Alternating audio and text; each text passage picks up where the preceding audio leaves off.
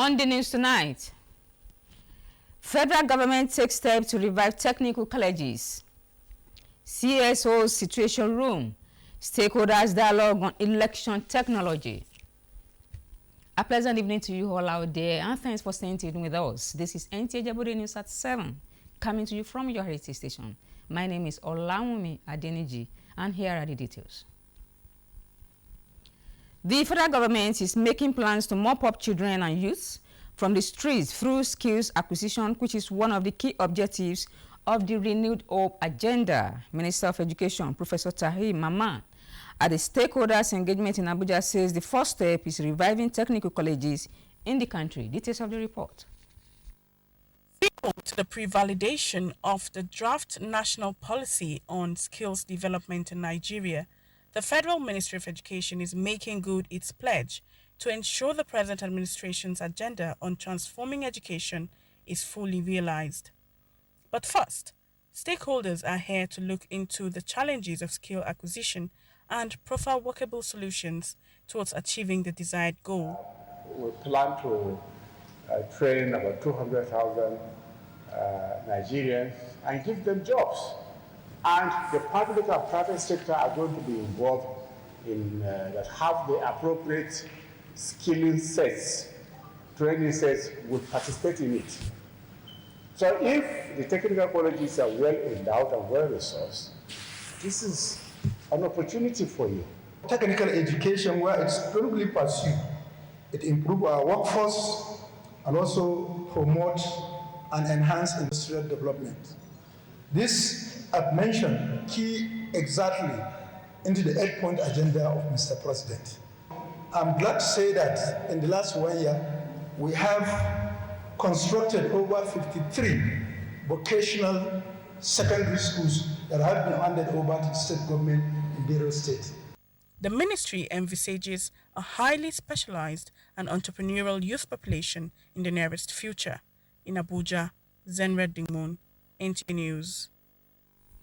Meanwhile, in a bid to restore the integrity of Nigeria's education system, key stakeholders are urging parents and guardians to cooperate with government in breaking the circle of corrupt practices that have infiltrated university admissions, with fraudsters exploiting loopholes to bypass admissions process.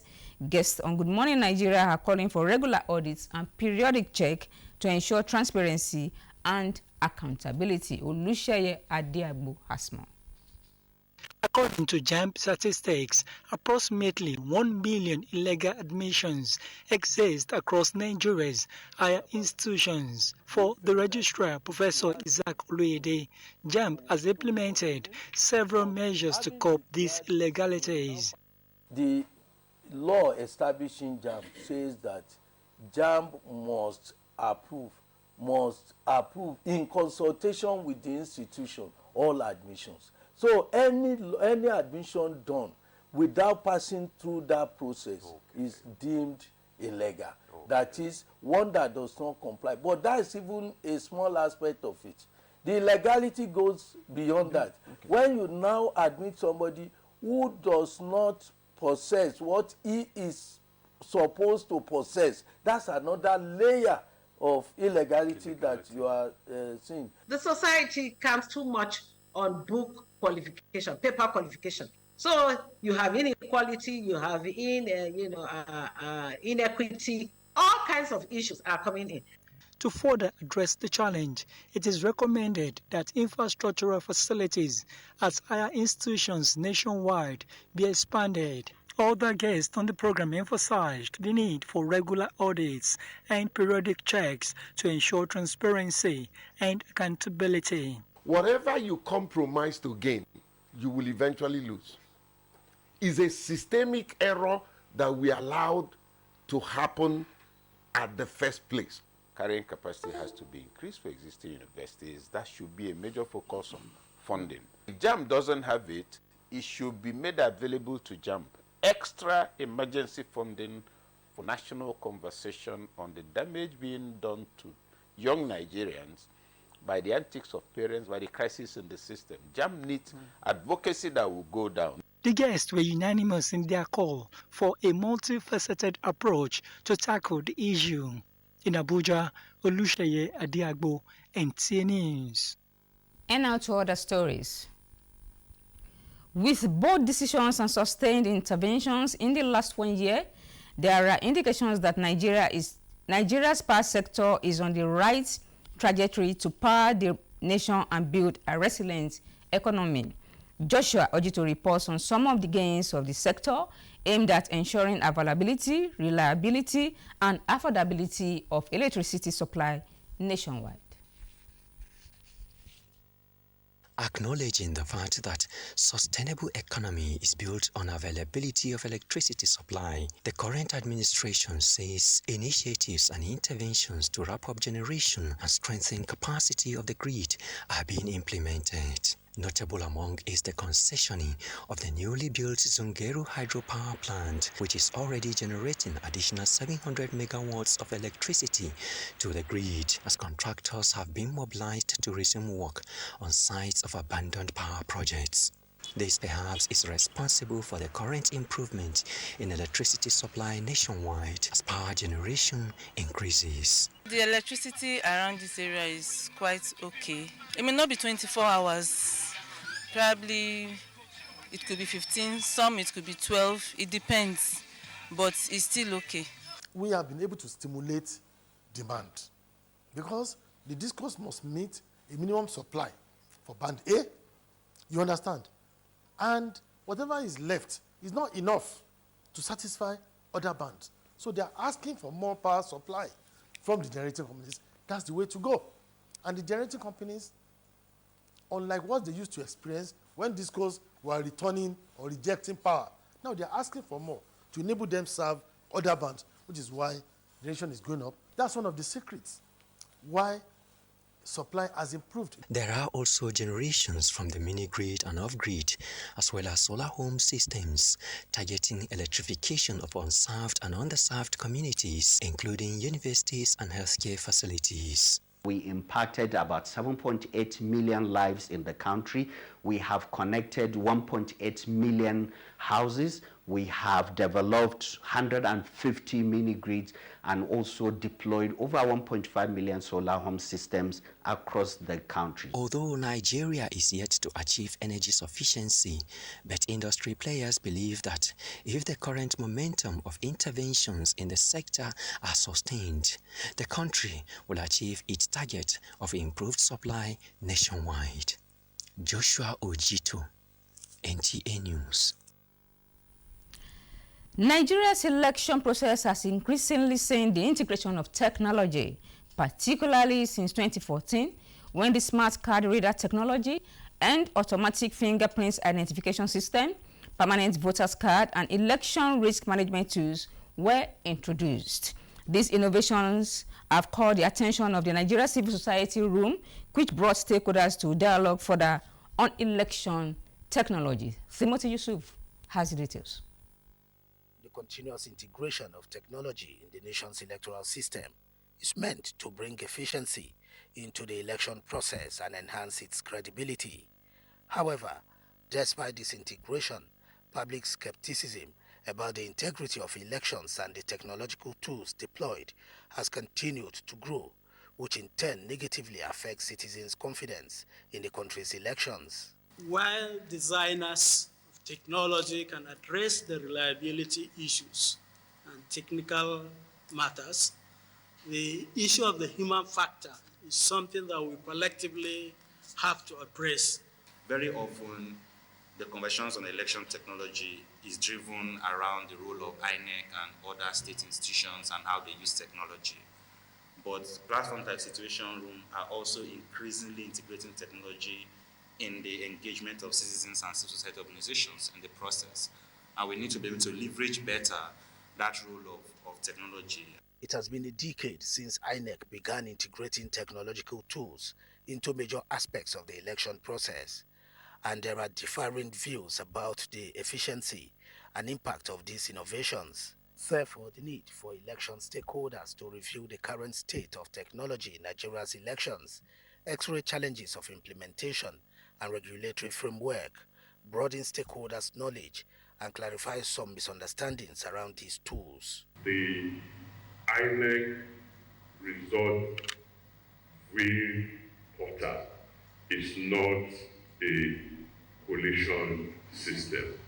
The INEC result wheel portal is a system that allows result from the polling unit. The technology will not drive itself, and unless the political elite commit to clean elections, technology will only slow down their malicious intentions, but will not eliminate it. Representatives of political parties and selected civil society organizations from across the country were part of the stakeholders' dialogue. Timothy Yusuf, NTA News. Do stay tuned with us for more reports after this break.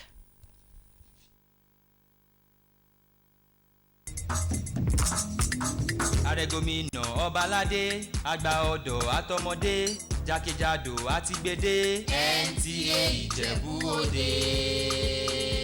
Àrẹ̀gòmìnà Ọbaládé àgbà ọ̀dọ́ àtọmọdé jákèjádò àti gbèdé NTA Ìjẹ̀bú Òde.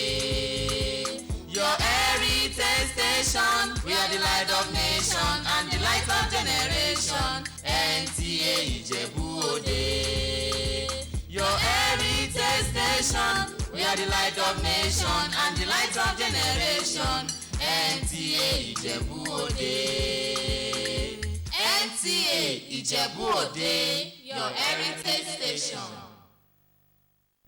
This is to inform the general public that the Ogun State Independent Electoral Commission, OGSTEC, has released the timetable for 2024 local government elections for chairmanships into the 20 local government areas and councillorship into 236 wards in Ogun State. The elections will hold on Saturday, 16th November 2024. As part of the electoral process, OGSTEC will on Thursday, 8th August 2024, hold a stakeholders meeting to unveil the election guidelines. Venue is the Cinema Hall, June 12 Cultural Center, Kuto, Abeokuta, by 10 a.m. prompt. All relevant stakeholders are enjoined to be seated by 9:30 a.m. Announcer Babatunde A. Oshibodu, Shama OGSTEC. Thanks for being there. The news continues. For Nigeria's growth trajectory to be further propelled, there is the need for reorientation and attitudinal change by citizens in carrying out their civic duties. This and the need to see governance as a collective responsibility, Nigerians say is germane for the nation to attain greater heights. Joy Popola takes a look at why some Nigerians have apathy for civil duties. Everyone is desirous of a better Nigeria, but many, according to experts, are oblivious of the fact that this desire can only manifest if they play their own part as responsible citizens. It is a common phenomenon for Nigerians to perform their civic duties like voter registration, collection of PVCs, and other germane identity cards when there is a stipulated deadline or serves as a prerequisite to access government services like school enrollment, access to Medicare, and other essential services. This attitude is an unwanted narrative respondents say must be changed. If we are more committed to any issue, we'll be up and doing. I was trained to be proactive to issues. We have this nonchalant attitude towards things, and we absorb things easily. Not until we are being pushed to the wall. That is when you will see us do this, do that, to start running it and scatter to do things. So I think we can do better. Good governance is easier to achieve with good citizens who are accustomed to the performance of civic duties. We like to pass buck. We don't like taking responsibility. We like to look for who to shift the whole blame to. And even if the government has their own role to play, we have our own responsibility also to perform as citizens. No doubt performing one's civic responsibility as citizen, such as payment of tax and defeating the culture of procrastination, is germane to achieve the Nigeria of our dreams. In Lagos, Joel Bukuola, NTA News.